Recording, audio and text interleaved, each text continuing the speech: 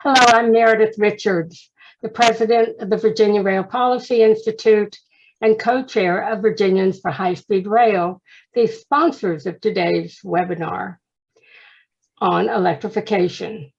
For those of you and some of us who have thought of rail electrification as impractical or too expensive for the majority of America's rail network, through this webinar and these knowledgeable speakers, we hope to begin a dialogue about the advantages, economics, and the future of rail electrification in North America. At VHSR and VRPI, we don't have all the answers, which is why we've turned to today's expert speakers. But we do know this: with the inflationary pressures on the cost of diesel fuel, the national security risk entailed in our dependence on foreign oil, and the need to wean ourselves from fossil fuels and switch to cleaner alternatives, rail electrification makes sense. Through this and a second webinar to be scheduled, we hope to explore and possibly add credibility to the idea that North America's core national rail network should be electrified. Our speakers today are Alan Fisher and Jim Blaise. Alan Fisher grew up in southern New Jersey and studied mechanical engineering at Rutgers University in New Brunswick, where he had access to New Jersey Transit and Amtrak on the Northeast Corridor. When the pandemic started, he revisited an old video project called The Armchair Urbanist. His series on YouTube now has millions of viewers, where he highlights issues and topics with transportation and urban planning. He frequently makes the case for the need for electrification and other large changes in our national rail network. Alan now lives in Philadelphia and works for On Track North America, a nonprofit that does freight rail planning and advocacy. Jim Blaise is a railway economist and a volunteer Railway Age contributing editor, where he publishes what he refers to as contrarian views and observations about the rail industry. He has been in that industry for more than 40 years. Trained in logistics, he served 7 years with the Illinois DOT as a long-range freight planner, and almost 2 years with the short-lived United States Railroad Administration in Washington. Jim then spent 21 years with Conrail and 20 years of international consulting with a rail engineering firm. Jim has participated during his career on a number of electrification feasibility studies. Knowing that Jim McClellan, one of the lions of the American rail industry, was a fellow with us at VRPI until his death, Jim shared that one of his early jobs was when Jim McClellan hired him to be an analyst for the newly formed National Railroad Passenger Corporation, which of course became Amtrak. Our first speaker today will be Alan Fisher. Alan? Hello, thanks for inviting me. Let me get the presentation up.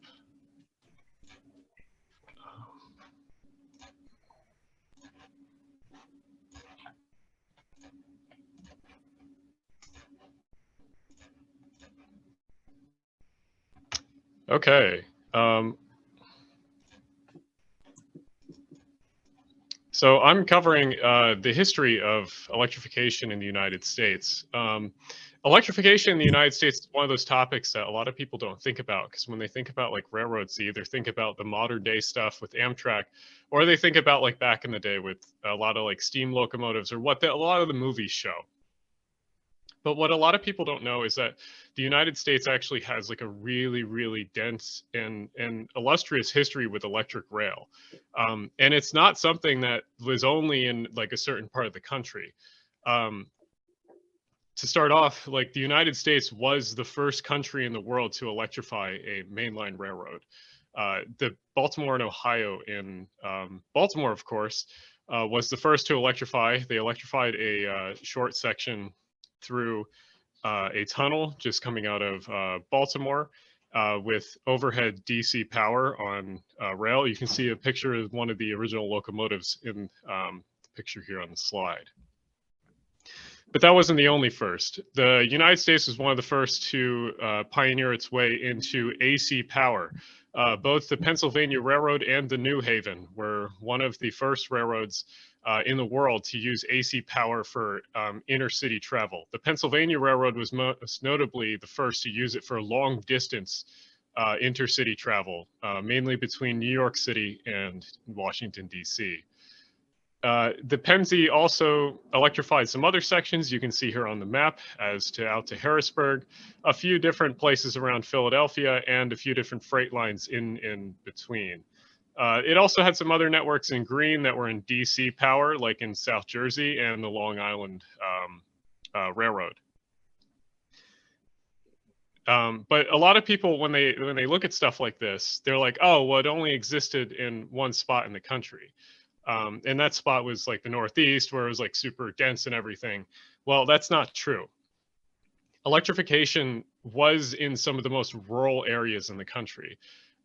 This is the Milwaukee Road. And the Milwaukee Road was originally a Chicago base to Milwaukee railroad, but eventually expanded out in the Midwest. And it also had what they called the Pacific Extension, which was a route that went all the way from Chicago to Seattle.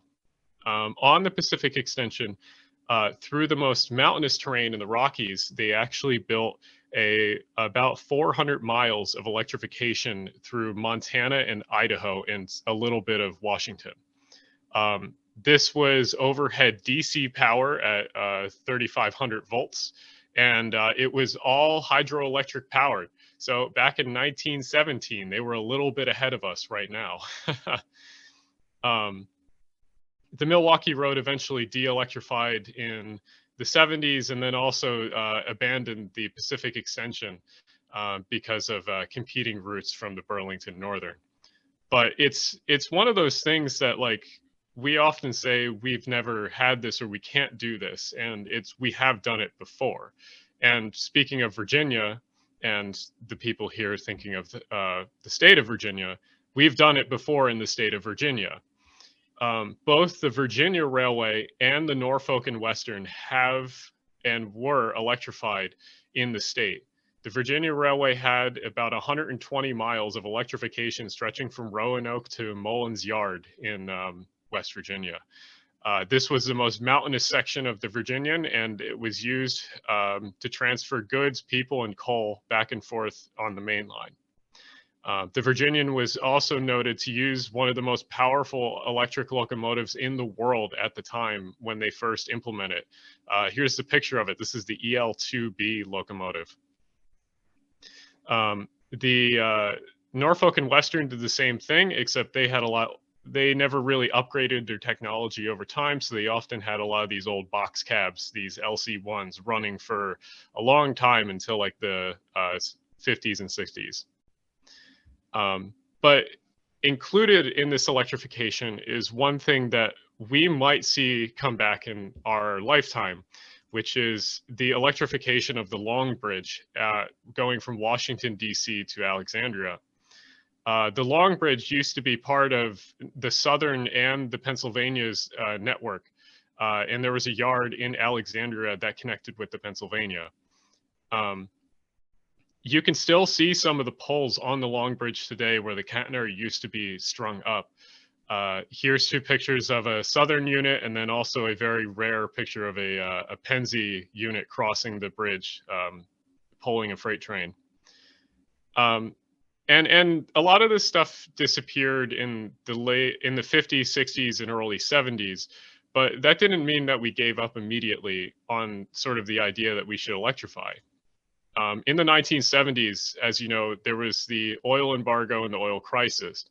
And there was this sort of idea that we need to change our system, and we should probably learn from that, because we've had the idea to decarbonize before and switch to electrics around the same thing, with gas prices getting expensive. And here are some of the original proposals from those times, like continuing from Harrisburg to Pittsburgh, or like the big ones from like Chicago to New Orleans or Chicago to Los Angeles. These projects were very, very close to being started, But unfortunately, for a lot of different political reasons and just, I guess, lack of interest in investing in railroads, they never happened in the 70s. There's also a lot of American investment in electric locomotives at the time. This is a concept image for the GF6C, which is a concept or I guess ready to build locomotive by Electromotive Division. And this is it in its like demonstrator scheme. There was other electric locomotives. The most famous was the E60, which is GE's competitor to this thing. The E60 was an Amtrak locomotive for a while and also served under some power plants out in the West. It also served for Mexico's nationalized railroad when they electrified in the late 80s and early 90s. So after that, we sort of kind of never built newer electric locomotives. We always brought them over from Europe. But in the 90s, we sort of saw a continuation of that idea that we're looking to Europe now as sort of the source of electrification. And in the new millennia, we actually, in the beginning of the 90s, brought over two different high-speed train sets. One was German, which is the Intercity Express. And then we also brought over a Swedish one called the X2000. And both of these train sets toured the United States, not only under the electrified portion in the Northeast, but they also like were towed around to different places in the US to show off the idea of high-speed rail and electric trains to the rest of the US. But as you know, the only thing that kind of came out of this was the Excella, which in the year 2000, here's its first year starting or first run in Boston with the fireworks. In the year 2000, the Excella started running, and that was technically America's first delve into high-speed rail. Continue on to nowadays, we have a few more electrified systems and some that are just starting out nowadays. The newest one to join everyone is going to be Caltrain. Caltrain is the section of rail that's between San Jose and San Francisco. Incredibly busy because it's the tech corridor in Silicon Valley. This project is part of a larger project that California is doing to modernize their rail network, including California high-speed rail. This is a picture of Stadler Kisses, which are double-decker EMUs that are coming from Europe. These other pictures are the new Excella Avelia that's Amtrak is testing out for its second generation of Excellas. And we have some Kawasaki M8s that are for Metro North that are mostly run in Connecticut. These are like the modern examples of what you'd see on electrified networks, commuter rail, regional rail, etc. This is what is possible. This is what people are using. And this is what like you could possibly use in Virginia eventually. And one of the biggest proponents to electrification is often how people think that freight and passenger is incompatible with each other. And that is simply not true, especially with the most biggest proponents of electrification. They seem to be fine working with overhead wires, and they seem to be fine fitting double stacks under electrification too. Here is both CSX and Norfolk Southern running under wires with double stacks. It's not something that's impossible. We do it here in the US. Both of these pictures are in the Philadelphia area. The CSX one is on the West Trenton line, and the Norfolk Southern is on the Norristown line. Philadelphia, as you know, has a big regional rail network that's all electrified, and they seem to have no problem dealing with it. So if you can have freight that can deal with this, and if you have this possibility of actually electrifying, what is a good example of a project that is representative of possibly what we'd be doing in Virginia? Well, that would be the electrification from New Haven to Boston. This was done in the mid 90s to late 90s, and it took 4.5 years. It took 4.5 years to do 150 miles of electrification and 360 track miles, 12 miles of sidings, 26 miles of yard track, and it cost $2 billion for the overall price. in modern numbers, because of inflation, that would be about $8.7 to $9 billion for 150 miles of electrification and all the yard track. Now, this also did a lot more than just electrification. They also straightened out a lot of curves. They also upgraded a lot of track and areas that needed to be connected and stations. So there was more than just electrification in this project. But as you know, this basically extended all of the electric service from New York all the way to Boston.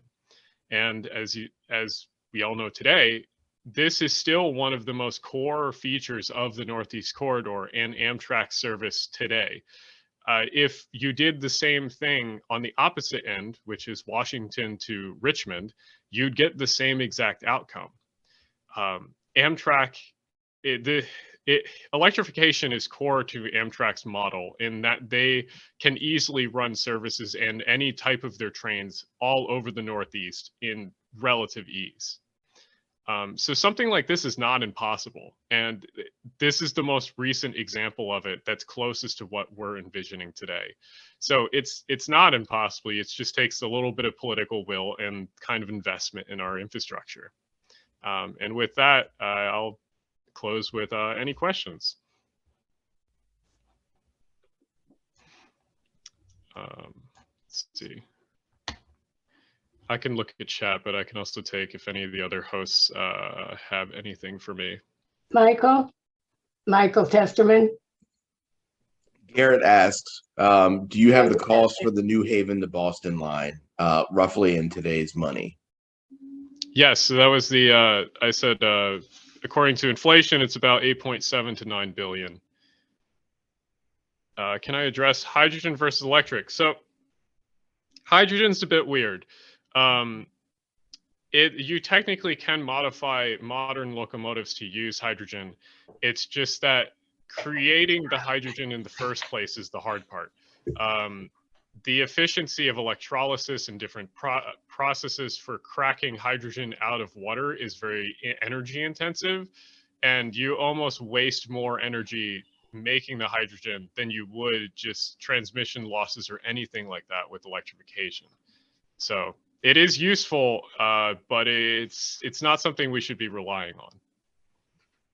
Let's see.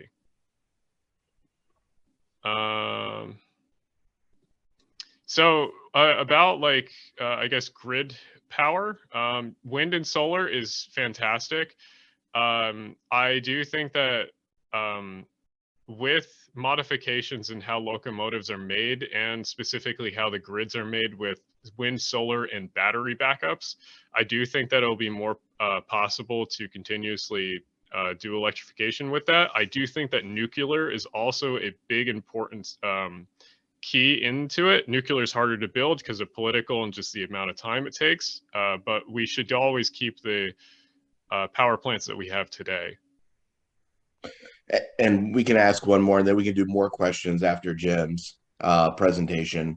But here's a good one for, do SEPTA and Amtrak de-energize the catenaries beneath freight trains, especially double stacked? No, they do not. They actually don't like to do that. And the only reason that these two agencies don't like each other is that oftentimes the freight companies don't maintain their cars, and something will happen where they damage the rail where the passenger trains run. Like most recently near Perryville, Maryland, there was a Norfolk Southern coal train that derailed and blocked all Amtrak services between Wilmington and DC. So like that's why they don't like each other, is Amtrak doesn't like it because freight gets in the way. And then the freight companies don't like it because they don't run schedules and they don't want to deal with an Amtrak schedule for running.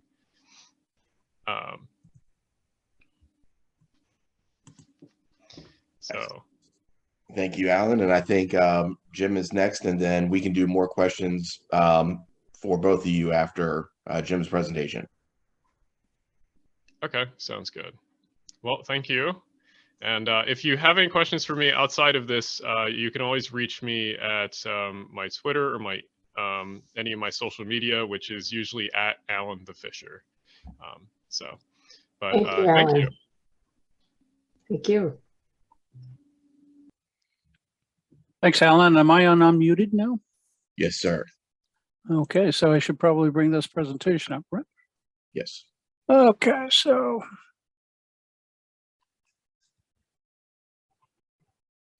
All right. Well, good afternoon, everybody. Let me get to slide presentation. I'm going to make one correction.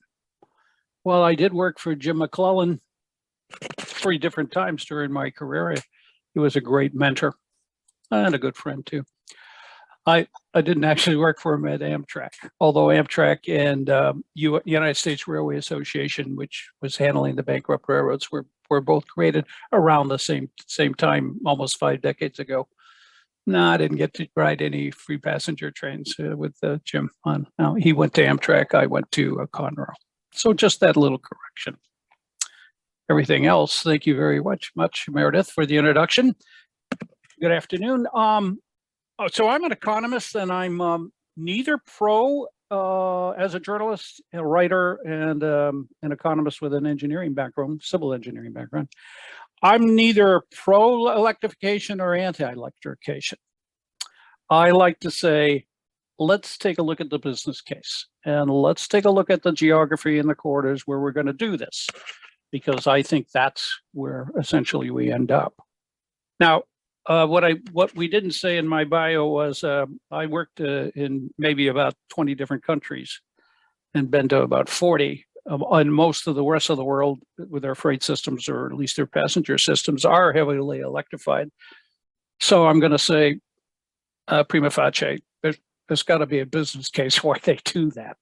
And we just haven't looked at it. Now, some of these slides I'm going to show you are the result of a collaboration I've been doing in the background with a guy named Mike Iden, mechanical engineer with an engineering electrification versus diesel electric background. And I just want to make sure that I reference Mike's contribution to my knowledge. And just so that we have an idea visually, on the left, we've got a diesel electric locomotive, which means it carries around its fuel in up to a 4,000 or 5,000 gallon fuel tank. In China and different places where the axle loads are less, the fuel tanks are smaller. And it carries a diesel engine that is powered by that fuel. Now, what's the purpose? To generate electricity. Well, why do you do that? Well, because all those little axles that we see in this 6-axle locomotive basically are powered by electricity. So in effect, the railroads are partially electrified already, but they're carrying around diesel fuel to handle this. And that can be expensive because you got to maintain that and repair those diesel engines periodically. These are long-lived units. They can last 40 years. There's about 35,000 of them running around the U.S. at various different sizes. So there's already embedded costs in that fleet. We're not talking about, I don't think we're talking about here in the Virginia case. We're not talking about getting rid of all the locomotives. I think from the colleagues I've been communicating with before we went live today, I'm pretty sure we're talking about, well, let's take a serious look at where some of the next opportunities for electrification are, and how would we go about it, and what's the business case. And I'm happy to participate in that discussion. Now on the lower right, we have, if it's got a pantograph like that, well, and we opened up the hull of the locomotive, we would see essentially there's no diesel engine in there. Basically, there's a way to take the power from the line and transmit it essentially to the wheels. And so these things tend to be more expensive to buy. So the diesel locomotive on the left probably cost you maybe $3.5 million for a modern copy.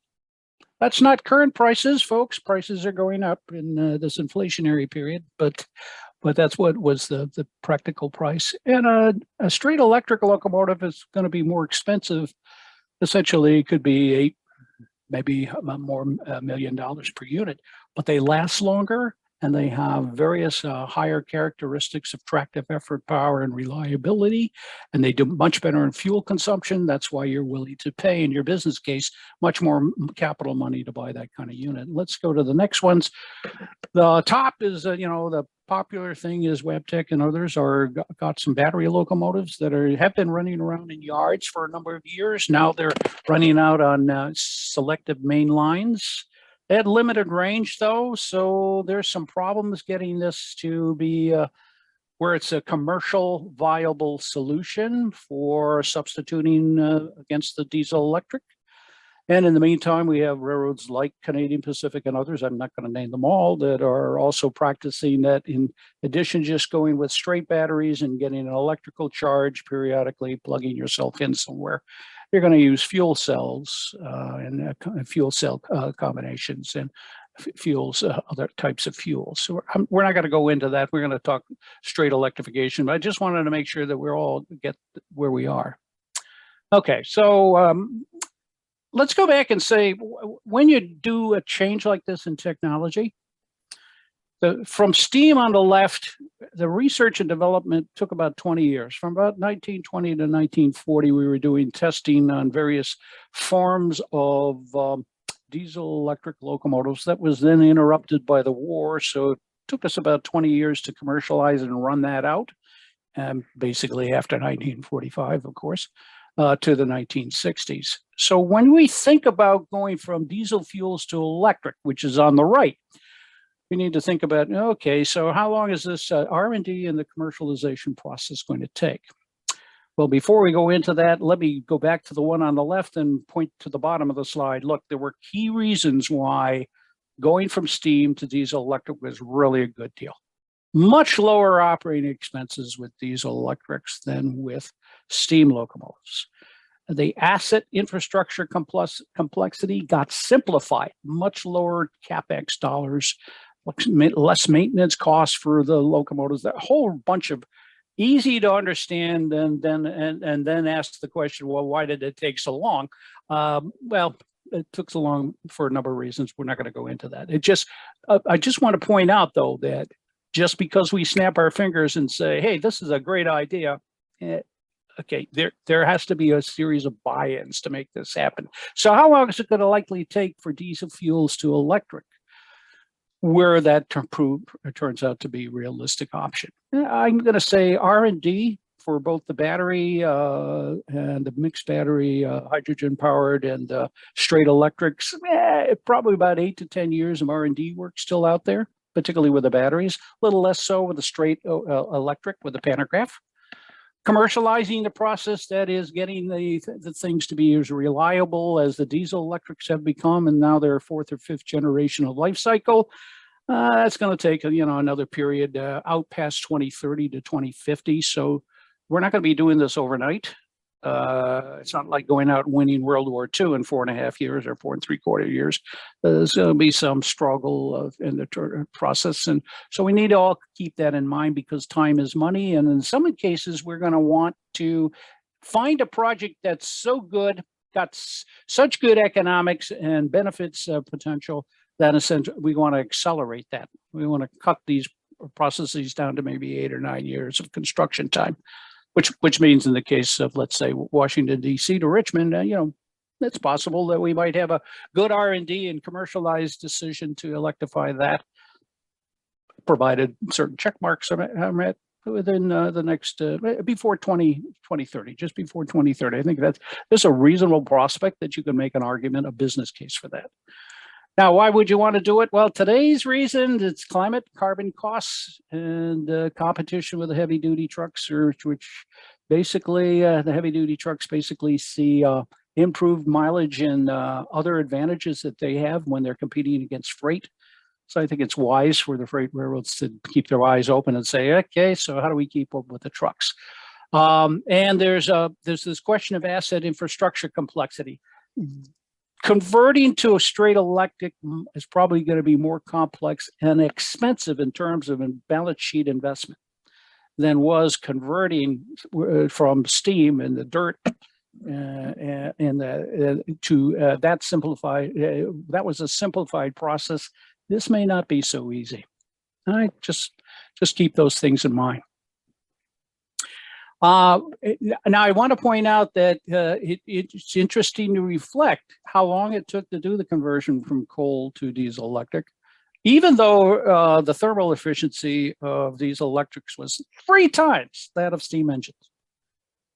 Look, in my 40, 50-year career in the railroad industry, I can count on maybe 3 fingers the number of times I've seen something where I got a 3-time economic kick. So when you tell me that the thermal efficiency was that 3 times and it took so long, I scratch my head and say, why is my industry like that? This is kind of embarrassing. It doesn't have to be that way. The maintenance of locomotives was a lot easier. The maintenance costs, the repair costs, there was superior tractive effort and pulling power. There was the ease of playing like Lego blocks because you could mix various kinds of diesel electric locomotives to change the train consist when you were going over a hill or when you weren't going over a hill and you needed less power. It was a lot easier to switch all those things out. So there were these huge advantages. So why consider electrification today? Okay, let's just keep this argument simple because we only have a few minutes here, folks.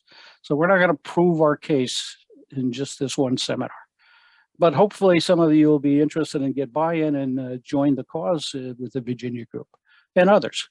Look, we do generally all agree, mostly as a society, it's a good idea to get rid of CO2. Not a good thing to be breathing. You want more O2 and less CO2. We want to increase the net efficiency of energy that's used for work, like moving trains, where the wheel meets the rail, that contact point. How much energy efficiency could we get if we shifted from diesel electric to all electric in one or more of its forms? And then we want to say, look, let's go out and test the business case. Let's find some quarters where there's a reasonable investment of, let's say, $1 billion or less that we could run this out and test. I mean, that $1 billion is not going to bankrupt our American society. Come on, we're a multi-trillions of dollars economy. So it's a good thing for us as a society to say, let's go out and test this. And I don't see any reason why a Class 1 railroad, one of the 7 Class 1 roads, soon to be 6, would say, no, I don't want to participate. I think that would probably cause some stir at the board of directors table. Say, management, what are you talking about? You don't want to participate. You need to stick in here and see if there's something in here that our mode can use. And I think in the end, testing for long-term secure energy prices that are less volatile than oil and gas is a critical component, and that's something that straight electrification could bring us.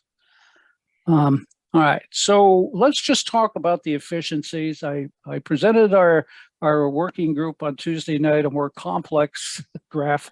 I hope this is easier to read. I'm just looking at the use of energy and its efficiency down at the railhead level, which is the bottom level of items. I want to go from essentially, before you add the transport costs, electricity, overhead catenary systems, that's what overhead OCS means, overhead catenary systems, is about 94%. Same thing as about battery. Fuel cells, as Alan already suggested, there are some problems. If you're not near cheap, high energy and water, which leaves out the Southwest, right? They're running out of water.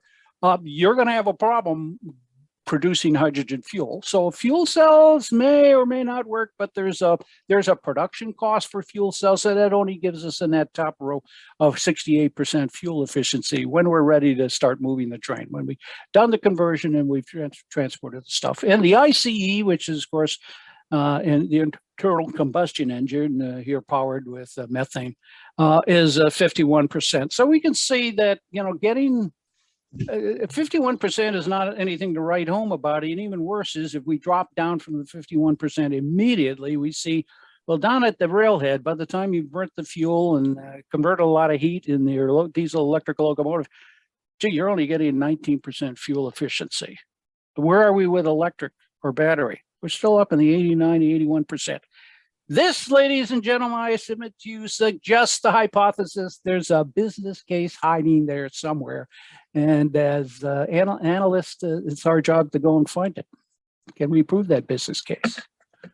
Just a reminder, diesel electrics, fuel cells, battery tenders, and electrics, they basically have produced different kind of power outages, and they have different operating ranges. So, like buying a Tesla versus buying a hybrid Toyota, my choice was when I'm driving through Montana and Wyoming on long trips with the family, do I need to spend a lot of time finding out where I can plug the bloody Tesla in, or do I just want to run at 30? I'm going to be happy running at 35 miles per gallon rather than 70 on a Tesla versus maybe 16 miles per gallon with a regular engine. So all these choices have to be made. It's just a reminder there as a holding place.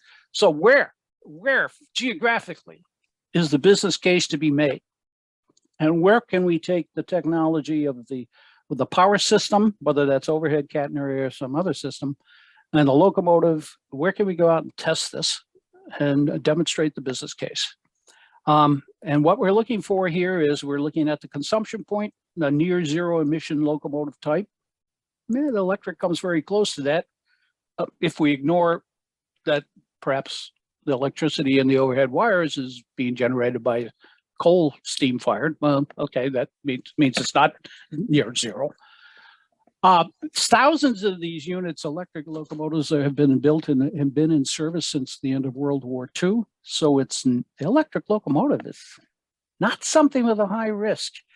The battery locomotive is a high risk thing because we don't know what the battery lives are. We don't know which batteries have basically the longest life cycles. So we don't have charging problems that we have with batteries. So there's a mature commercialized technology with the electric locomotive that's already there, waiting for a set of tracks to test it on. Now, the downside is if you're in the locomotive building business like Wabtec or Progress Rail, you're going to say, well, I'm going to build hundreds of thousands of these. No, you're not. No. If you're so over the next 20 years, 10 to 20 years, I would say I would be surprised if we built more than, let's say, 500 battery locomotives. And I would be surprised even if we went ahead and found that the overhead electrification wire system works well, that we would build more than maybe 4,000 or 5,000 electric locomotives. And how many diesel electric locomotives did I say was out there? This is a test, but you're not going to get graded. The answer is roughly 35,000. So we're not replacing all 35,000 locomotives. I don't think there's a business case for that. So yes, I say, you can quote me, we can electrify mainline railroads here in North America. We just need to define what the business case are. Now, there are a variety of issues, but if I turn the coin over, I see every one of these issues is also an opportunity for some smart engineers and marketing people to figure out a solution. We probably need a quick demo case. DC to Richmond, Virginia would allow mixed railroad traffic testing of passenger and railroad. And we need a critical mass demonstration. That is, we need to essentially pick a corridor where there is probably 50 million gross tons of freight traffic. And I'm going to say arguably something in the order of 20 passenger trains a day running in the corridor. That's a good mix. That probably justifies going after this case. And just a reminder, whatever the locomotive we decide to go with, we need for more than 2 to 10 units to demonstrate whether the locomotives are reliability and they're giving us the kinds of economic returns. We probably need to have somewhere in the order of, I'm going to say 30 to 50 locomotives out in the test. So that's a nice business opportunity for companies like Wabtec, et cetera. Now, there are some other considerations I want to leave you with, because not everybody's going to be, well, some people are going to, I don't want to say they won't buy in, but some people are going to be more reserved.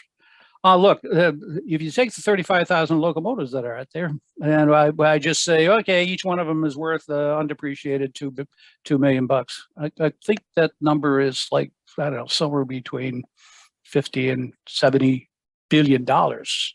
Well, that's a huge cost. To give you an illustration as a counterpoint, what did the doubling of the locks of the Panama Canal cost? Not 70 billion. It cost only 5 to 6 billion, depending on your audit. But in any case, so this is a large amount of money that's tied up on their balance sheets if you're a railroad company like CSX or NS. if I was the chief financial officer of those railroads, I would be worried about, okay, so how do we write off this older technology cost because everybody thinks this is a thing to do? So there are ways, I think, that the governments at the state and the federal level need to come together and say, we need to incentivize this shift. And one of the things that you got to incentivize is the balance sheet item. Look, while it may be expensive to put the overhead right away in, let's just say, I don't know, $2 million to $4 million track mile. I don't, you pick whatever the number is. That number is fungible, so it's flexible. But let's not set on that as the fixed cost. But whatever that cost is, if essentially you can use the same railroad right away with a series of wires somewhat higher, then the utility companies can basically increase the flexibility of their distribution system for power along their entire grid. And so that's an income stream that helps offset the CapEx of doing the demo or the live project. I think the other thing to keep in mind is that faster execution and construction. I mean, what was it, like 3.5 months and we bombed Tokyo after Pearl Harbor? I want to find those kinds of engineers. We need to figure out how to double down and build these huge infrastructure projects a lot faster, because that's the way to minimize cash outflow during the construction year. If the construction period is too long, folks, well, the return on investment is lousy. I mean, it's almost like you're building in a case to fail on a return on investment strategy. So there's something we need to do as a society to come together and say, okay, so what are ways that we could build these projects out faster so we would start getting the benefit stream, that's cash coming in as opposed to cash going out. And then there's always the question of, okay, so what's the reliability of the local grid in the, the Virginia area? Where, how, and why are we going to be happy that we're going to get that power? So I want to, again, close by just recommending that Mike Iden has a slideshow that he gave about 2 years ago in Illinois and various other places. And you've seen some of the work product from those slideshows. But he's an asset that you need to add to your list of colleagues who are wrestling with this problem. And I am done. Thank you, Jim. Thank you very much. Michael Testerman, our Executive Director of the Rail Policy Institute, is going to be reading some of the questions for both of our speakers that have come over the Q&A and over chat. Are you tracking those, Michael? And do turn your volume on. Unmute yourself. Michael? Here we go. There you go. All right. Chat ahead. For either of you gentlemen, and this actually is a question that I think I already know the answer to, but what are the possibilities of trains carrying their own solar panels on the roof to generate their power? So I guess I'll take this one. So solar panels, roughly for 1 meter squared or 1 yard squared, generally can generate about 150 watts to 200 watts of power. On the top of a locomotive, you're only going to have maybe like 20, 30 yards of room, square yards, or maybe a little bit more than that, 40, 50 square yards of room. That's only going to generate you about like a 2,000 or 3,000 watts. You got to understand, these locomotives, even if it's like a battery locomotive, is going to be storing about 6 to 8 megawatts of power, which is about 6 million watts. So if you had solar panels, you'd really only just be there for keeping the locomotive in a stasis. It doesn't really do anything. What you need though is you need giant fields of solar panels, which or like putting solar panels on top of buildings or on top of parking lots, et cetera, So they are useful. It's just that putting them on the rolling stock itself, other than powering maybe like GPS trackers, is very not useful in that aspect. Thank you, Alan. I've received several questions that are very similar, having to do with the cost of maintaining an electrified rail corridor, once the wires are up. And this is probably something Jim knows more about. I don't know. What are the economics of maintaining the power supply for an electrified rail corridor? The only limited access I had to do any of those kinds of analysis was when I was doing some work with Dr. Zaremsky in Israel. We got a chance to look at that. I'm going to say order of magnitude off my head, just as a rule of thumb. It's about a third of the cost of maintaining the track in some places. It depends a lot on the weather and the quality of the construction. So, yeah, and I have to admit, there is a cost. But you put that into your pro forma analysis, your business case. Things are going to change if you make this switch. You just do the analysis. Alan, you have anything to add to that? Yeah, I mean, he's said it better in the economic sense, but yeah, pretty much you're trading off one thing for another. So you're trading off all of the logistics and infrastructure that's related around transporting and distributing and diesel fuel, and all the mechanics that have to do with keeping the prime movers of the locomotives working, for having overhead wires and having linemen to keep them in good condition.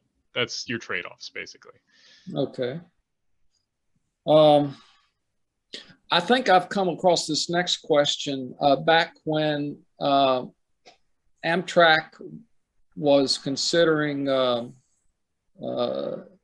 being the provider of power for Penn Central on the Northeast Corridor, are contracting their own power plants to be built even. And the freight railroads were afraid they would be gouged for the purchase of electricity if they continued to run electric freight trains. And there are some questions related to how does an electrified rail system interact with the electric utility industry? Can railroads guarantee a certain minimum consumption of power to make it worth a power company's worth in supplying energy to them? Can freight railroads predictably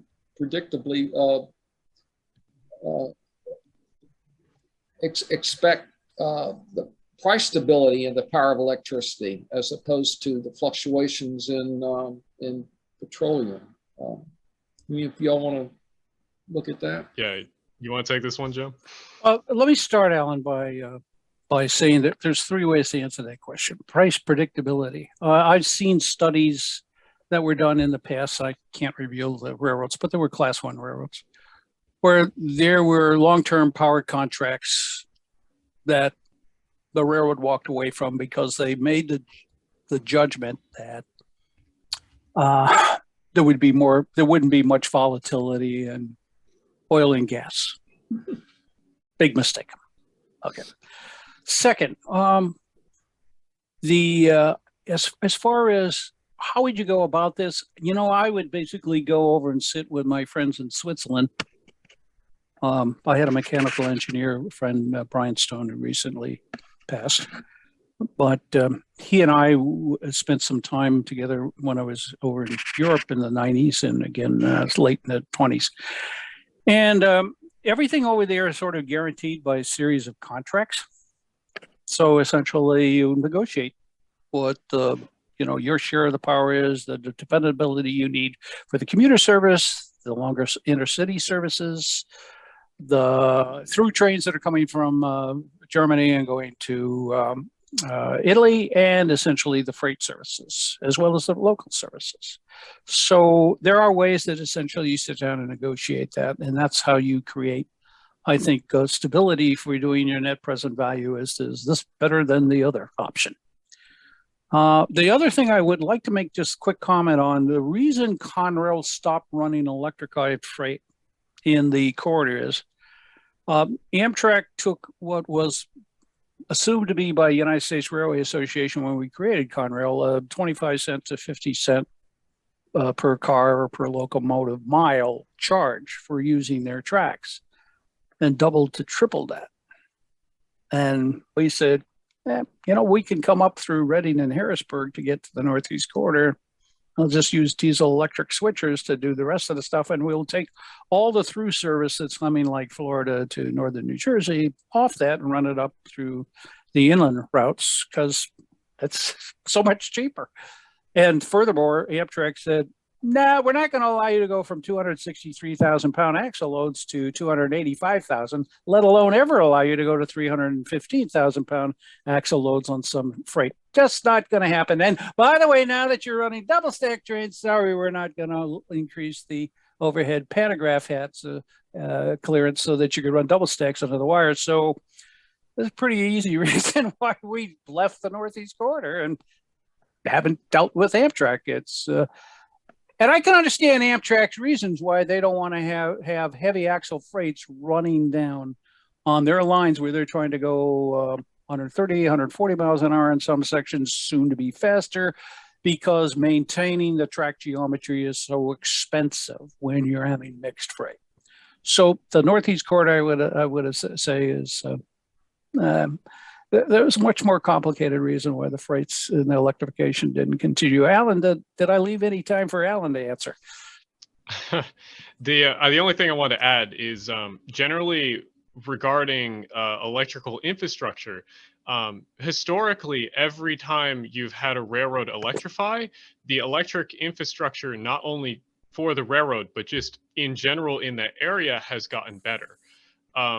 This goes back to basically the ideas that the original right-of-ways and long-distance things in the country were the railroads. And when they would electrify, everything in the grid around them would become better just because of the investment.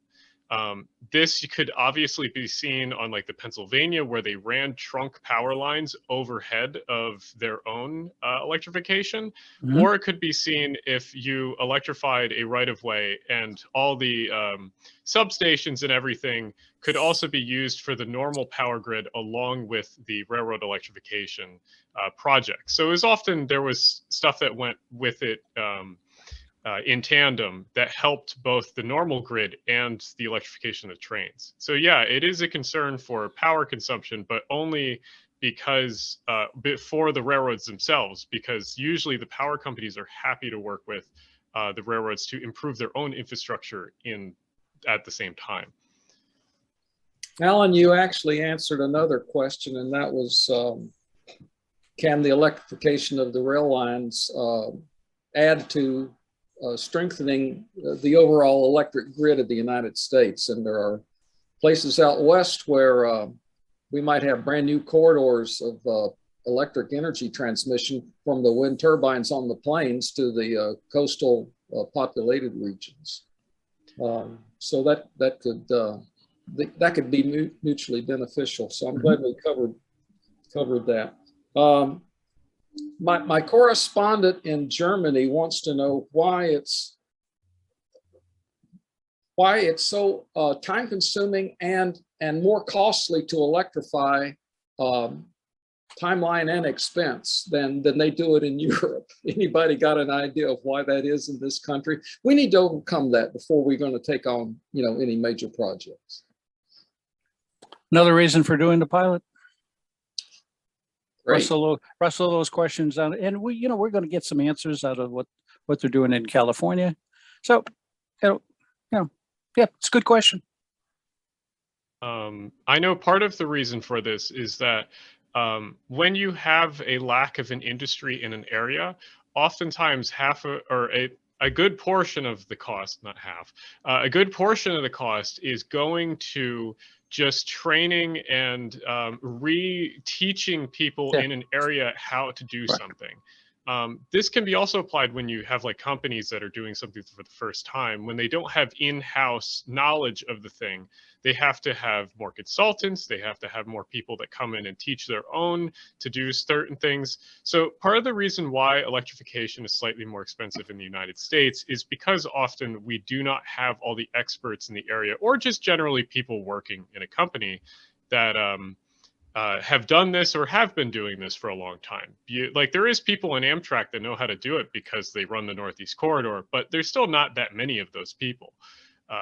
So like Amtrak, when they electrified the New Haven to Boston route, were able to do it for a pretty reasonable cost at the time. And that was because they still had a lot of people that worked in-house that knew electrification, but they still needed to have like outside construction companies come and help. They couldn't do it all themselves.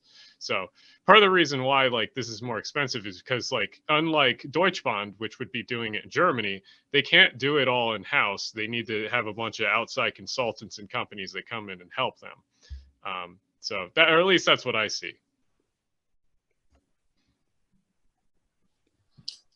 We're right at 2 o'clock. I think we've covered most of the questions generally, if not in Q&A within the body of the program. I would like to take my prerogative as one of the co-hosts to circle back to Jim about a pilot project, perhaps from DC to Charlotte, extending the existing electrification of the Northeast Corridor through Virginia, at least to Charlotte, possibly to Atlanta. And we've discussed this in planning sessions before this program. And I'd like for Jim to share some of his ideas with the group on if we were to be a pilot project, you know, what are 1 or 2 steps that we should first take? Well, first thing is I heard one of the Class 1 railroads in the East is somehow made an assumption that you can't run double stacks under wire. Right. I think management has to seriously rethink that assumption because it's seriously flawed. But that aside, what is the railroad's pricing outlook for its fuel and its life cycle for its existing fleet? That would be one question within that corridor. Doesn't have to be for their entire fleet. Let's be in that corridor. What's its business prospect?